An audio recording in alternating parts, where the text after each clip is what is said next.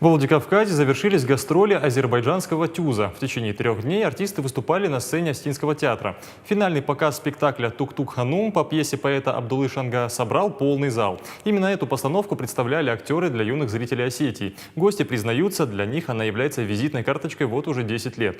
Отметим, что во Владикавказе труппа впервые. И, по словам артистов, гастроли прошли успешно. После спектакля представители Министерства культуры республики выразили благодарность организаторам за вклад в развитие творческих связей и поддержку программы обменных гастролей. Уже 17 мая с ответным визитом в Азербайджан поедут артисты из Осетии. В Баку они покажут постановку режиссера Дианы Черчесовой «Вовка в стране чудес». Азербайджанцы здесь не первый раз. Наши театры здесь с другим спектаклем здесь выступали. Им тоже понравится.